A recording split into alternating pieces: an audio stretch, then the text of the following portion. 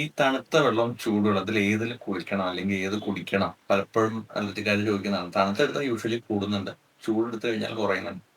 അപ്പൊ എന്താ അതിന്റെ വ്യത്യാസം അല്ലെങ്കിൽ എന്താ അതിന്റെ കാരണം എന്നുള്ളതൊന്നും അറിയാൻ വേണ്ടിയിട്ട് ഞാൻ പറയാണ്. നമുക്കറിയാം ചൂടുവെള്ളം എടുക്കുന്ന സമയത്ത് ശരീരത്തിലെ ബ്ലഡ് ഫ്ലോ കൂടും.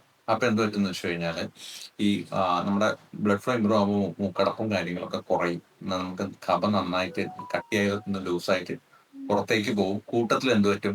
ഈ അലർജൻസും കുറെ കൂട്ടത്തില് പുറത്തേക്ക് വലിച്ചു പോകും. ആ ബ്ലഡ് ഫ്ലോ ഇമ്പ്രൂവ് ആകുമ്പോൾ തന്നെ ഇങ്ങനെയൊക്കെ കാര്യങ്ങൾ കൂടുന്നുണ്ട്. അതുപോലെ പെട്ടെന്ന് ചൂട് നമുക്ക് പെട്ടെന്ന് കൂടുമ്പോൾ ശരീരത്തിന് ഒരു എന്താ പറയാ ഒരു ഹിസ്റ്റമിൻ റിലീസും കാര്യങ്ങളും ട്രിഗർ ആവുന്നതും ഒന്നും ചെയ്യുന്നില്ല. പക്ഷെ ഇപ്പൊ ഈ തണുത്ത് പറ്റുന്ന വെള്ളം അല്ലെങ്കിൽ തണുത്ത എന്തെങ്കിലും ഐസ് ഉള്ള സാധനം ജ്യൂസ് കുടിക്കുകയും മുഖത്ത് തണുത്ത വെള്ളം കൊണ്ട് കഴുകുകയൊക്കെ ചെയ്യുന്ന സമയത്ത് പെട്ടെന്ന് അവിടെ ഒരു ഹിസ്റ്റമിൻ റിലീസ് ഉണ്ടാവും. കാരണം എന്താ വെച്ചാൽ അവിടെ ഒരു മാസ്റ്റൽസിന്റെ റിയാക്ഷൻ കൊണ്ട് ഉണ്ടാവുന്നതാണ്. പെട്ടെന്ന് ബ്ലഡിലേക്ക് ആ ഹിസ്റ്റമിൻ റിലീസ് എന്തോ ഭയങ്കരമായിട്ടുള്ള ആപത്തുള്ള സാധനം വന്നു എന്നുള്ളൊരു അവിടെ ഒരു ഒരു റെസ്പോൺസ് ആണ് ശരീരത്തിന് ഇത് വരുന്നത്.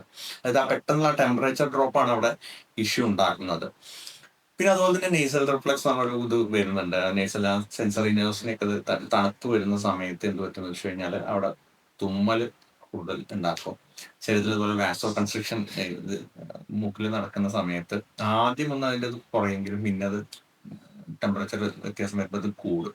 അപ്പോൾ നമുക്ക് എപ്പോഴും ചൂട് ഉള്ള തന്നെയാണ് അലർജിക്കാർക്ക് സാധാരണ നല്ലത്. പക്ഷെ കുളിക്കുകയാണെങ്കിലും കുടിക്കുകയാണെങ്കിലും ഒക്കെ ഒരു ഭയങ്കര ചൂടിനേക്കാൾ നമ്മൾ എപ്പോഴും പറയുന്നത് ഒരു ചെറിയൊരു പാകത്തിനുള്ള ഒരു ലൂക്ക് വാം വാട്ടർ ആണ് രണ്ടിനും നല്ലത്.